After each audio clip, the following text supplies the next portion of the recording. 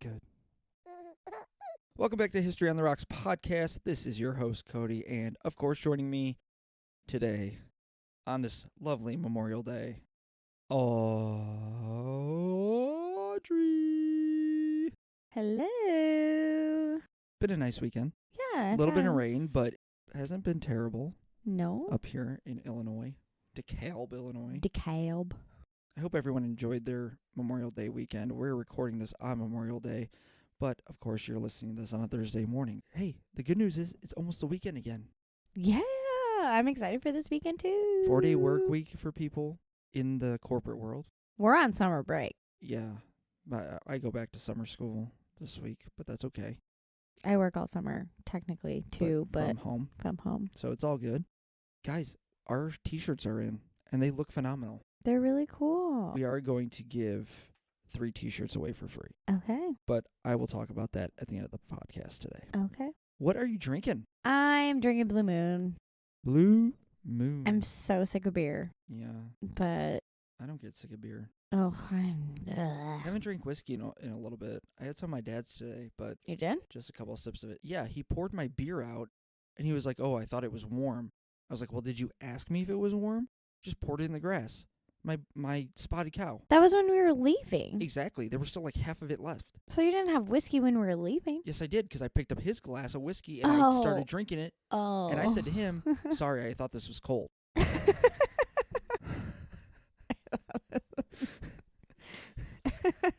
This is our 15th episode, Nice. and this is the first time I'm drinking Busch Light.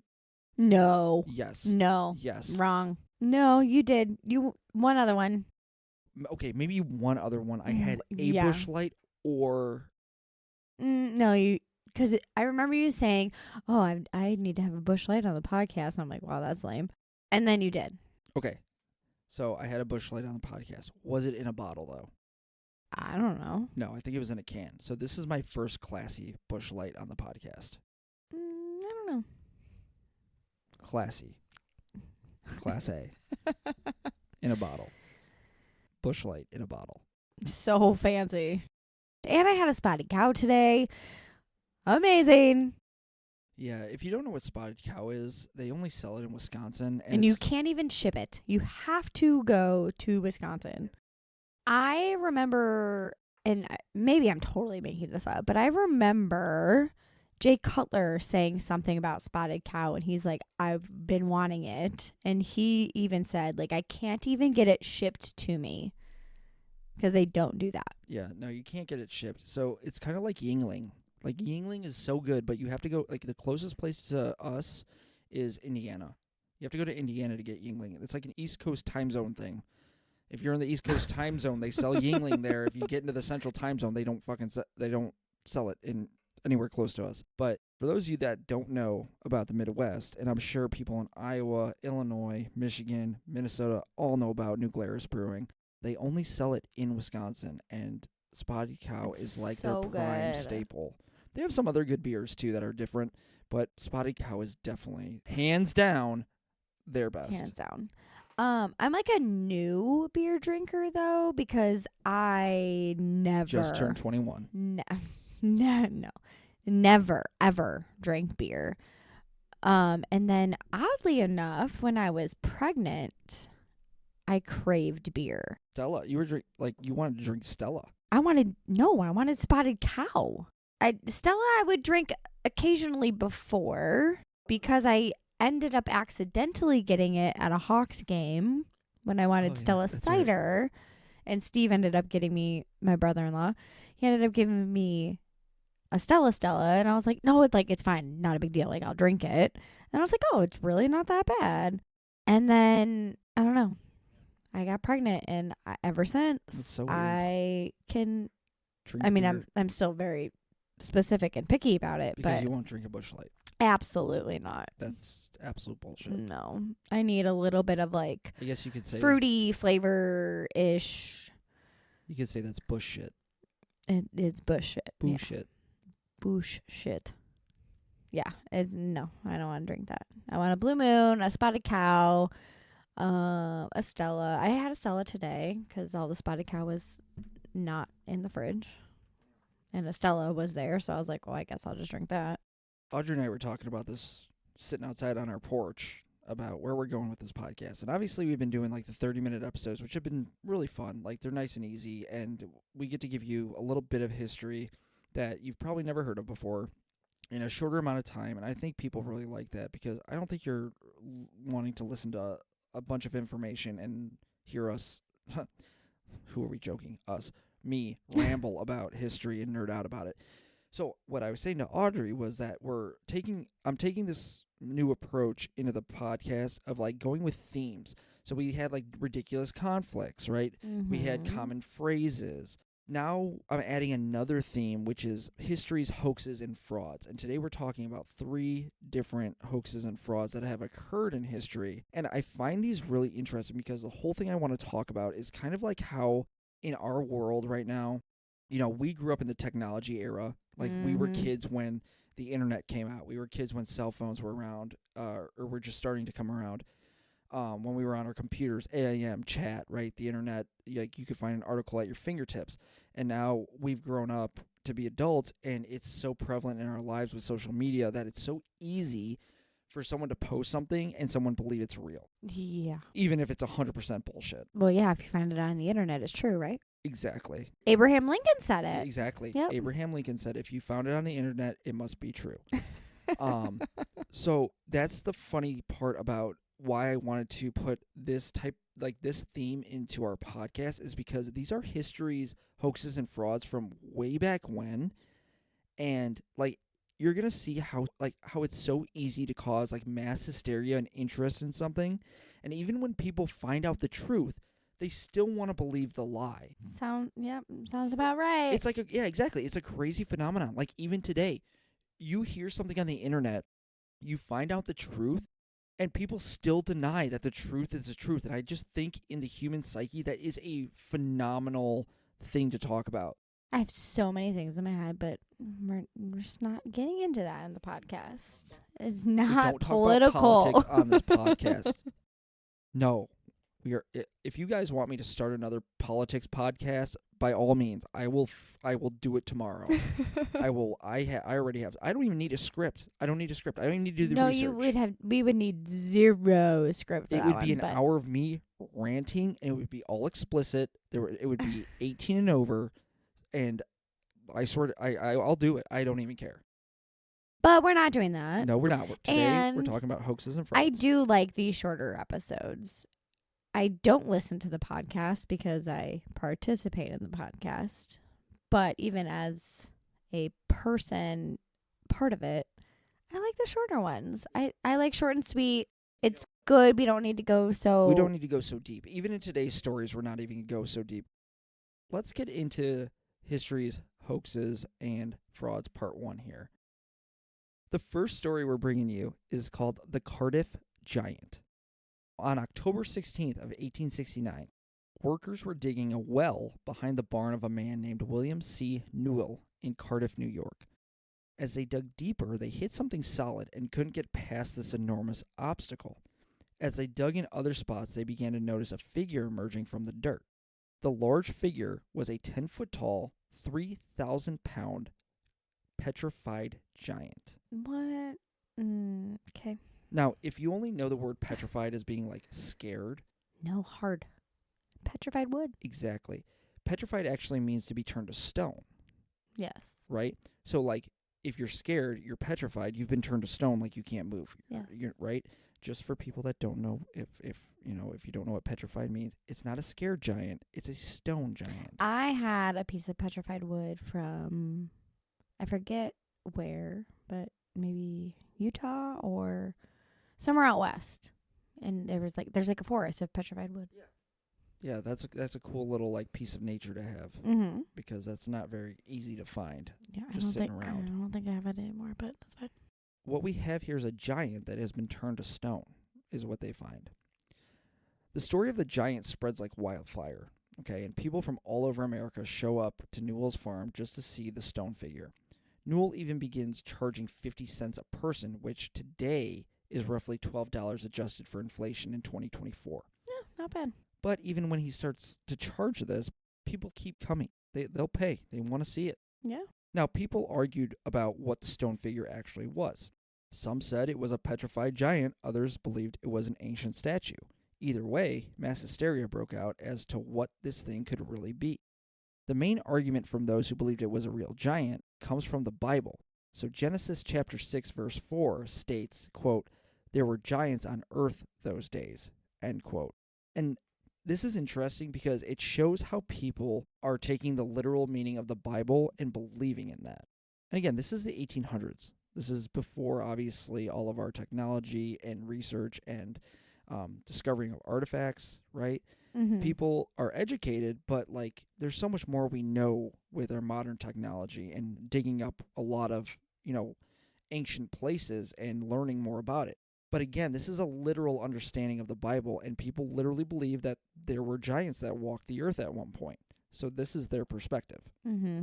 Now, Dr. John F. Boynton led those who believed the statue theory by saying that it had to be a Jesuit missionary that carved it sometime during the 17th century to impress the local Indians. This was a more probable and, I put in quotes, rational explanation for those who didn't believe in the Bible or religion.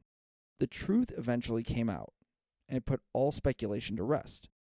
There was a tobacco salesman named George Hull. He created and buried the stone giant after getting in an argument with a Methodist reverend. The reverend had argued with Hull that every part of the Bible was literal, even the part about giants being present on earth. Now, Hull was an atheist and didn't believe anything in the Bible was literal or even real, so Hull had this idea as a big joke to mock the reverend, and he believed he could make some money, which he does. That's pretty funny. Hull hired stonecutters and colluded with Farmer Newell, and the whole thing only cost him $2,600. This amount would be nothing compared to how much he made after a group of businessmen from Syracuse bought it from him for $37,500. That's a lot of money back then. Yes, A it lot. is. Hull made all of this money, but never confessed to the hoax until, in Syracuse, a paleontologist concluded that the carvings were all fresh and that this giant hadn't been in the ground for that long.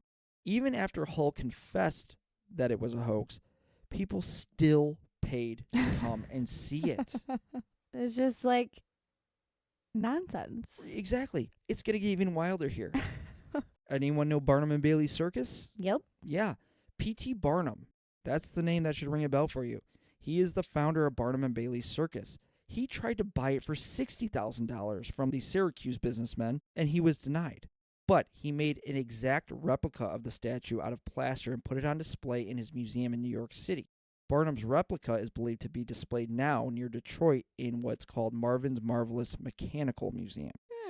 So P.T. Barnum was so infatuated with this stone giant that he even wanted it for himself, and then makes a copy of it for people to see in his museum. That's so funny. This is the thing about the Cardiff Giant, right? People know the truth. Yeah. Hull admits that this is a complete hoax. He did this as a joke, messing with the Methodist reverend. And people are still coming to see this. And even today, Pay for it. it's on display in Detroit. That I'm guessing you have to pay admission into a museum to see. Yeah. I don't know a free museum unless they have the free days. But Barnum and Bailey, they're so famous for their circus that people will pay to see Barnum's recreation of this Cardiff Giant. A recreation of something that was a joke. Yes, exactly. So another joke. And if you go to our website and go to the episode page, you can see the photos of the stone giant and what they dug out of the earth that day. Oh, I'll have to go look at that. I haven't seen that. So this is just the setup for our next two stories. The next story we have in History's Hoaxes and Frauds is called the Piltdown Man. Now, throughout the 1800s, scientists had been studying evolution and coming up with the theories of just how well connected humans were to animals, more specifically the transition from ape to human. But it wasn't just scientists interested in these findings. A lawyer from England named Charles Dawson, which is way too close to Charles Darwin. Hold up. Charles Dawson, he was focused less on his career and more on discovering ancient artifacts. Some of these include Stone Age axes, ancient statues, and fossils. Now, during this time, even Charles Darwin himself was puzzled and believed there was a missing link out there between humans and apes. Dawson was enamored with finding that missing link for himself. One of many of Dawson's local estates was called Barkham Manor. It was located in the village of Piltdown. One day, a man working around his estate approached him holding a decaying cap of a skull, which was unmistakably from a human. Dawson felt this could be an important finding, and he searched the nearby construction site but found nothing more.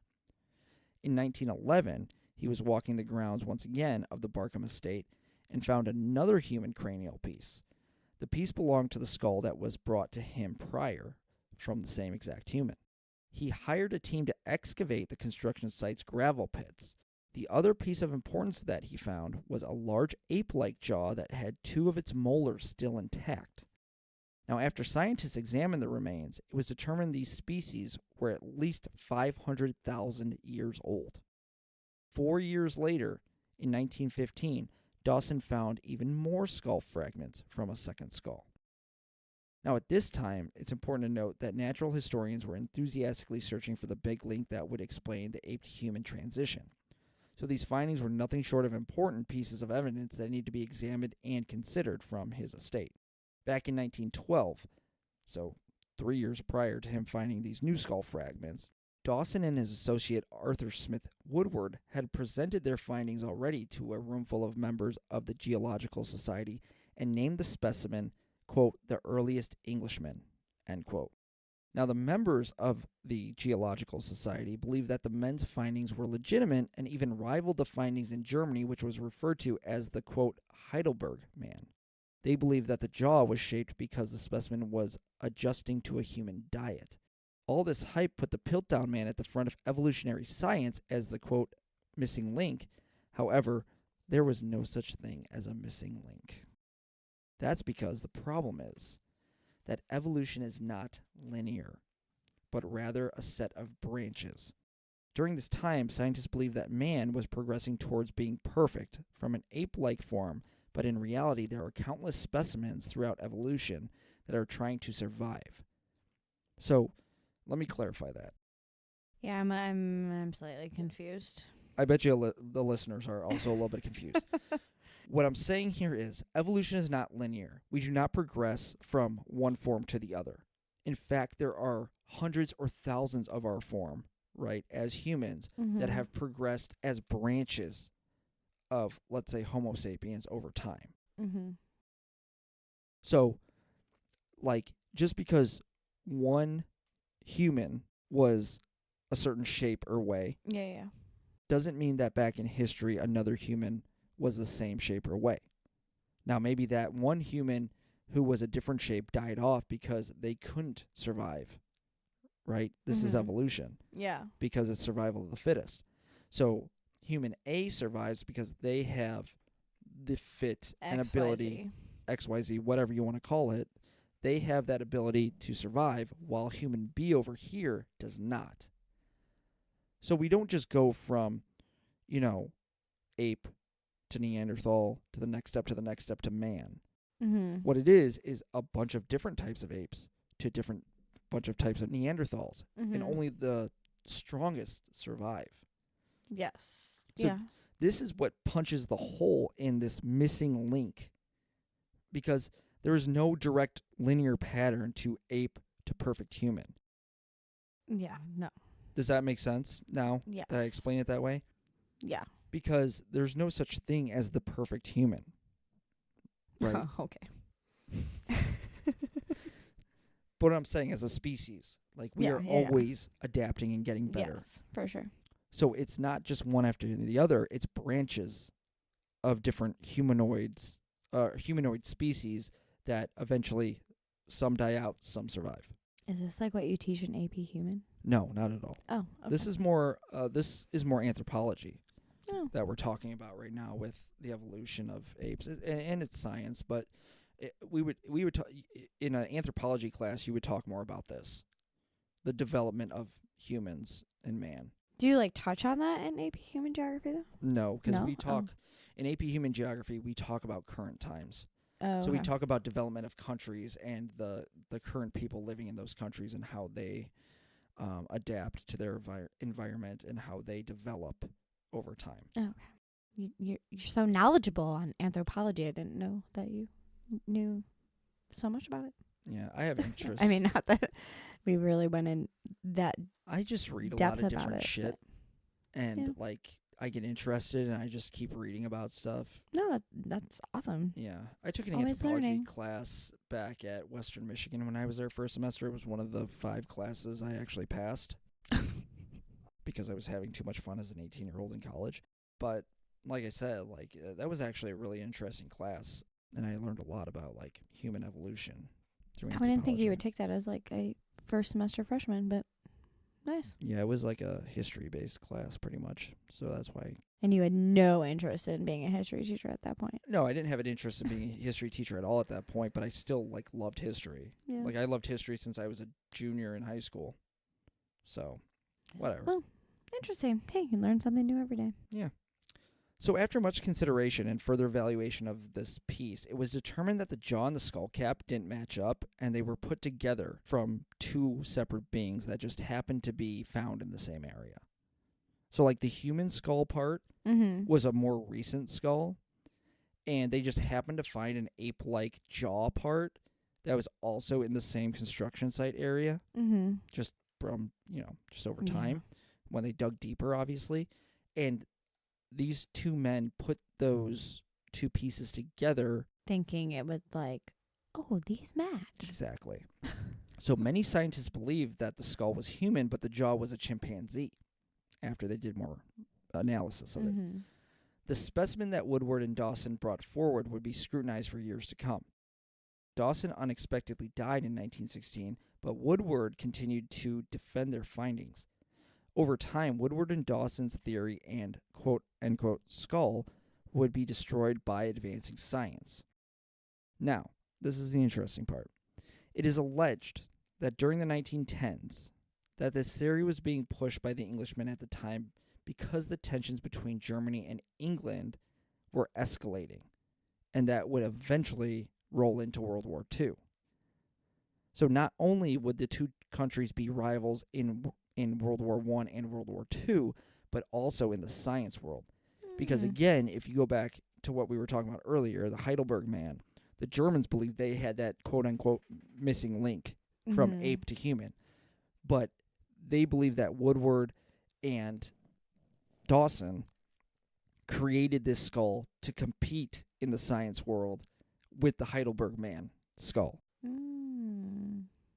So this is kind of like the hoaxiness or fraudulent part of it, is that they knew that these 2 pieces didn't go together, but they put them together anyway and tried to convince like this is what this board of scientists that this was the missing link. Like, here it is. The chimpanzee jaw goes on the human head, and this is where that evolution, that missing link from ape to human takes place.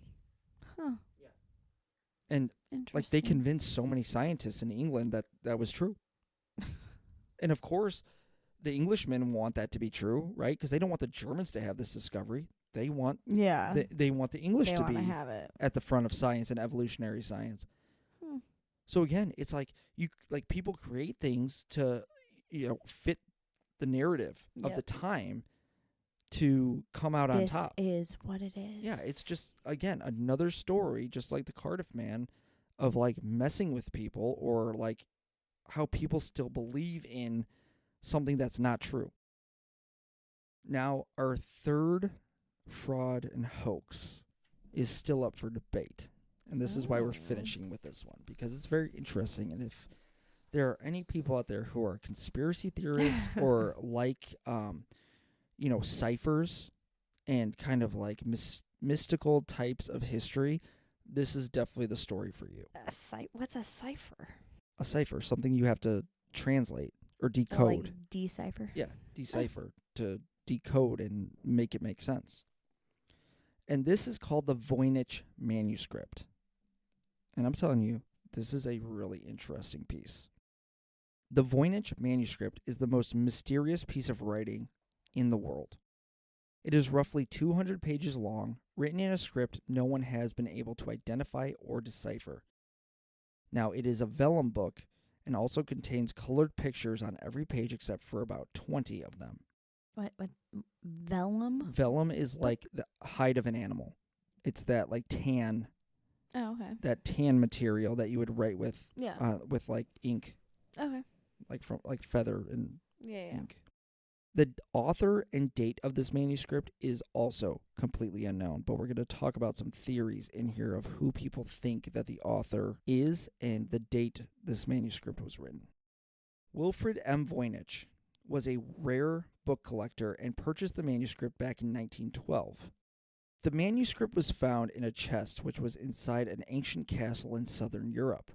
The current owner of the manuscript is M.P. Krauss, who is an antiquarian bookseller in New York.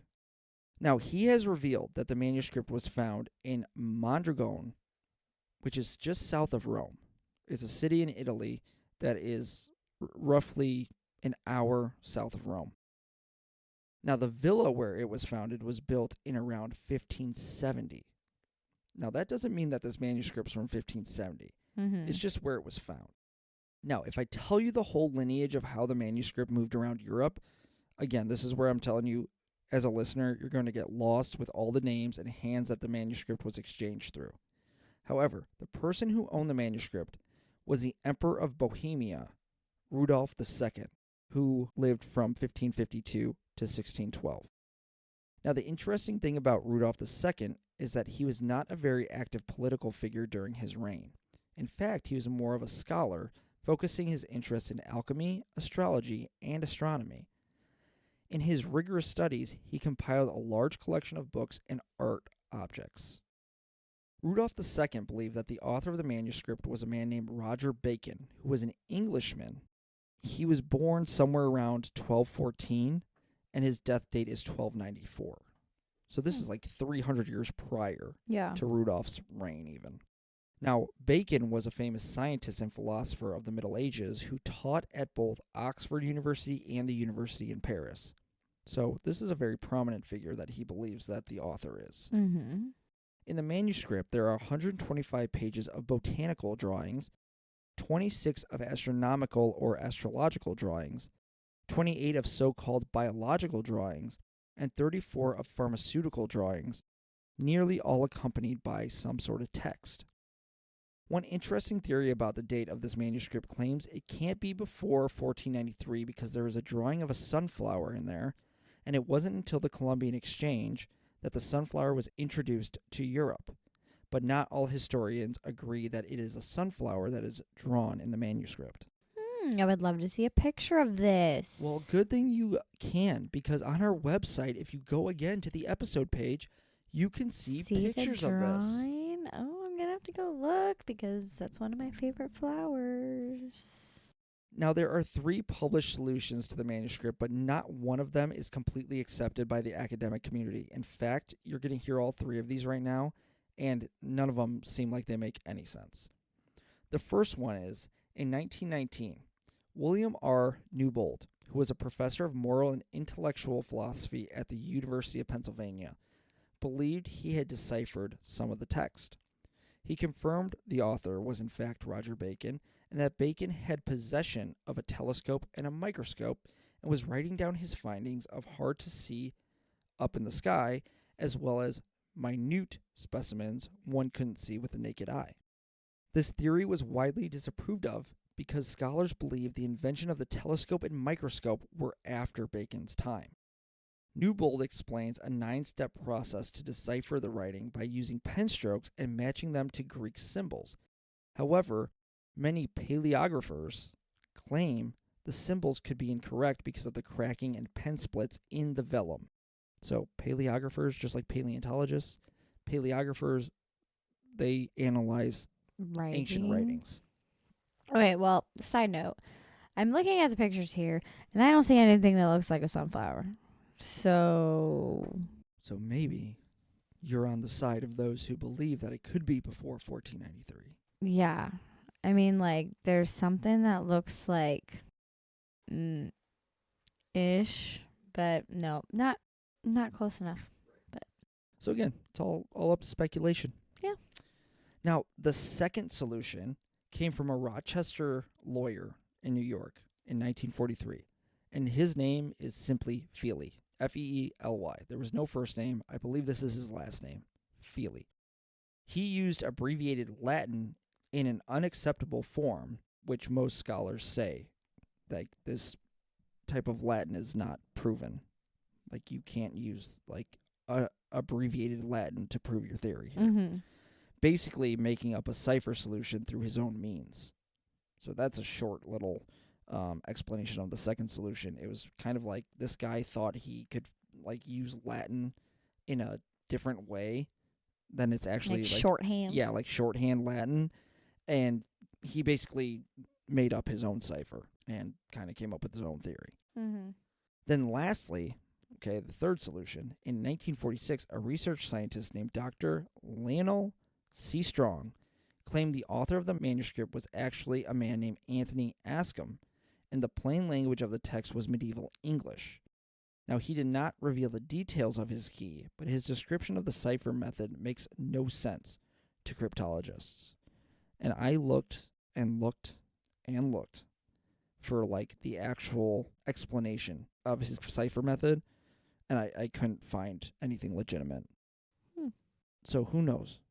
This guy might have been BSing as well. Whatever the curious symbols mean, they appear to be letters comprising of a 25-character alphabet, more or less than 25 characters. Words are between 2 and 10 letters long, with no punctuation. Written in an unknown language, in an unknown script, the manuscript is generally assumed to be in code. However, there is no indication of any delay or hesitation between characters, which would be expected if the scribe were encoding while writing. And even more curious, the unknown author corrected not a single character out of the total of 170,000 letters that are in the manuscript. So, like, you know how you write or type, and, like, you mess up and you backspace, or you're writing, you erase, and you...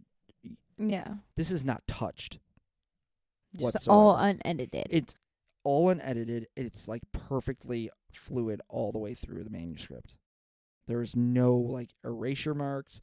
There's no editing of whatsoever kind. Well, because there, like, probably wasn't, or, well, there definitely were not erasers.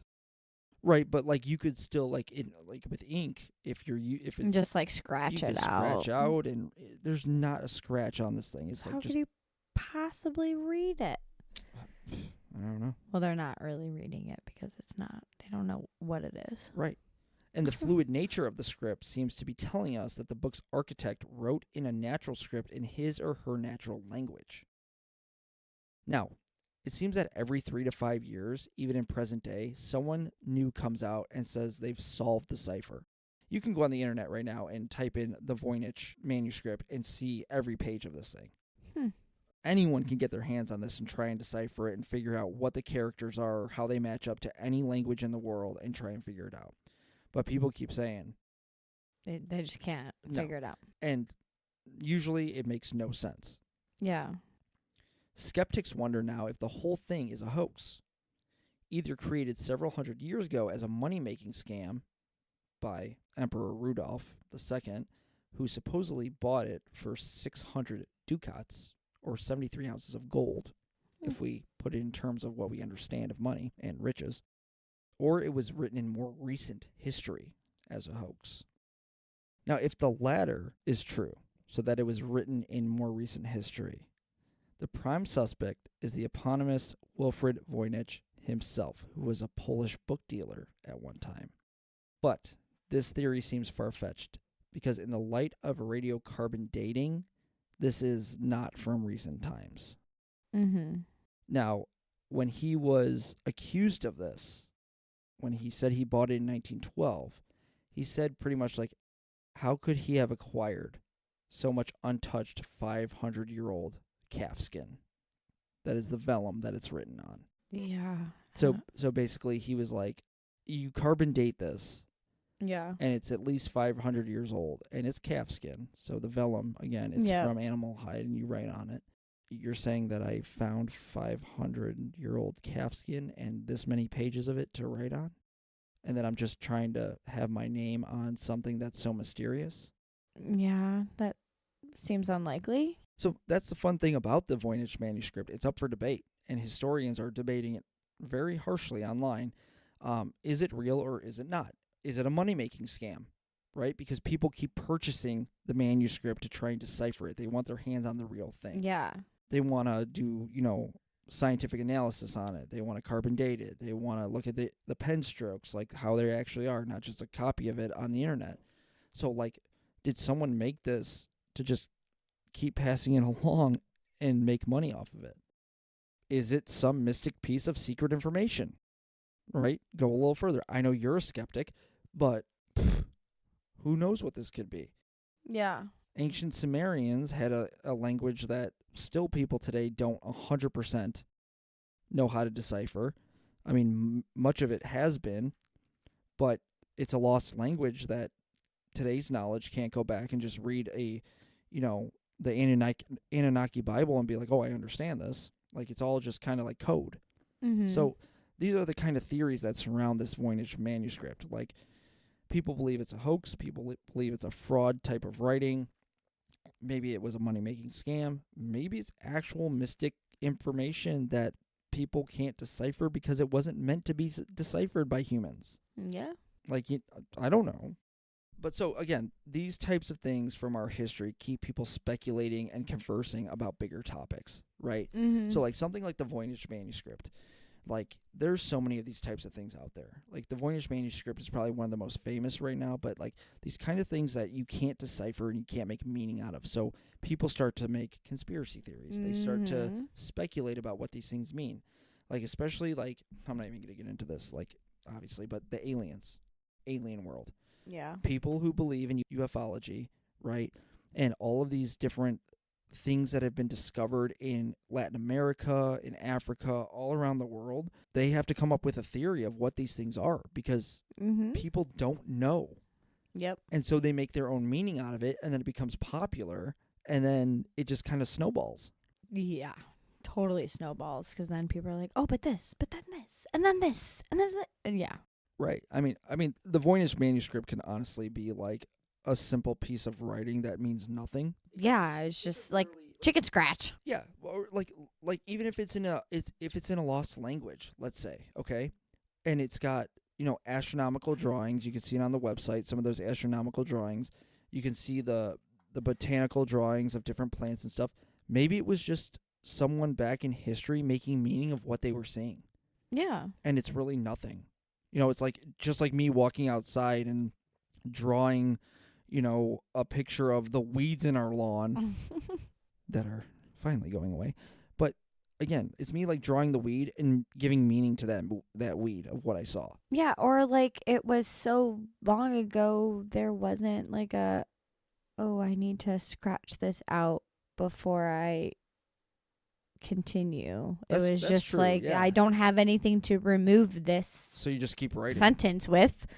So I'm just going to continue. Like who knows? Like maybe one sentence after like a sentence could be like, I messed up. I messed up the last sentence, so I'm going to start this new one, and this is the actual thing I meant to say, right? Like, I don't know. But from the Cardiff Giant, right? Like, it was obviously a joke. It was a hoax. Mm-hmm. But even that still infatuated people for years. And people still paid to see it. And people paid to see Barnum's creation of it in plaster. It wasn't even the real thing. Fake, yeah. And it's still in a museum today, right? This ape-like skull, trying to find this link in human connection from apes to, human Homo sapiens, what we are now, and just trying to compete with a rival country. Yeah, like that gains a lot of national attention. Like people want to be on that side of history. Yep. Right? They want to be the winners in that part. And then you have the Voynich manuscript again, which is just like this could be freaking anything. This could be absolutely useless. I'm saying it could be absolutely nothing. Shit, it could be something absolutely amazing that is maybe some knowledge humans don't even have. Yeah, and we probably never will. No, probably not. And that's okay. If they haven't figured it out by now, I can't imagine like what new will come that will help you figure it out. if you like history, you have to be okay with letting things go. You have to be okay with not knowing what the outcome is going to be, because that is so much of history, right? Yeah. Like how we understand things as humans, you have to just let things go and be like, well, we're never going to know. Yeah. No, It is. we'll It never know. is It what is it what it is. is. It's cool. It's interesting to speculate. It's interesting to talk about. It's interesting to connect to current topics or whatever we're speculating in modern days. But sometimes we just have to accept that we will never know. Kind of like the JFK assassination. I have accepted that I'm never going to know. I'm going to Yeah. die without ever knowing if it was a conspiracy by the CIA or it was an actual assassination. Yeah. I know. And yeah, I'm such a realist. Like I need to like see it, and I need like concrete evidence and all of that to really believe things. But like things like JFK, like I don't know. There's no concrete evidence I'm very much that says way yes. as well. And I am a realist to where I want to see the evidence before I make a decision about something, or I really Having a having very a- strong a opinion. very strong opinion about it. If I don't, I can argue the other side of it, and I can understand the other perspective. Of Oh, like, yeah, and you so know, can like I. how maybe I'm wrong in what I'm initially feeling about it, but until I see evidence, like you can't really convince me Mm-mm. that something is 100% what it is, right there in front of me. Yeah, I need like okay, I get it. You see it from this perspective. You've experienced XYZ, you've experienced whatever. I haven't. So sorry. I can't say I believe or I agree or whatever it is until And that's when you get bashed on social media because you won't just agree with someone and they just want to tear you down because they're keyboard warriors and have something to say all the time. I don't use my social media that way, but Well, hopefully you all enjoy this episode of History, Hoaxes, and Frauds. Again, our t-shirts they're here. They're in a box right in front of me. They are ready to go. If you are a History on the Rocks podcast fan, please consider going to our website and purchasing one. However, like I said, there will be a post on social media that you can win yourself a free t-shirt. whoop, whoop. Okay? And our t-shirts are made for us by our friend Emily Oberg over at the Crafty Loft on Facebook. So, if you need any type of t-shirts Any made, type of t-shirt. or just go check out her Facebook page, because she just makes shirts and sells them, and they're very creative. They're very well done. The cotton, like, these are not your cheap Yeah, t-shirts. it's These are very comfortable t-shirts that she makes, and she has a bunch of different varieties of things. But if you want custom t-shirts made, Yes. head over to her Facebook page. Give Most her a importantly. contact. She will get them done for you. She Custom got mine made. done literally in a week. It was nuts. I couldn't believe how fast she got them done. Very impressive when you're looking to get, a bunch of t-shirts done. And like I said, you can go see her own designs over there as well. She puts them up there and she sells off of Facebook, and they're high quality shirts. Audrey's got a couple that she really likes. And I just like if there's something that you have in mind, she'll do it. Oh yeah. Like there's like pre-made things like, oh, like this is if you want a shirt that's like this, here's the whatever it is, the Template? yeah, here's the template for it, but if there's anything that you want specifically, You can customize she it. can customize You can whatever customize you whatever want. t-shirts you want. Yep. Yeah, really cool. And I know that, a lot of people are entrepreneurs and starting their own businesses and want, to market themselves. So, again, the Crafty Loft over on Facebook. Go like her page. If you need something, give her a shout, and she'll get things done for you. Yep, she sure will. Well, guys, hope you enjoyed another episode of History on the Rocks podcast. You know what? It's getting to be summertime. It's beautiful outside. Where we live right now, it's been beautiful. It has. We hope you guys, again, had a wonderful Memorial Day weekend. Hopefully you had a nice short week of work. And, like I always say, Go relax, get some drinks in, see some friends and family. Have a nice weekend. We'll see you guys again right here on the History on the Rocks podcast next Thursday. Well, again, have yourselves a nice weekend. We'll see you next week. Cheers. Cheers.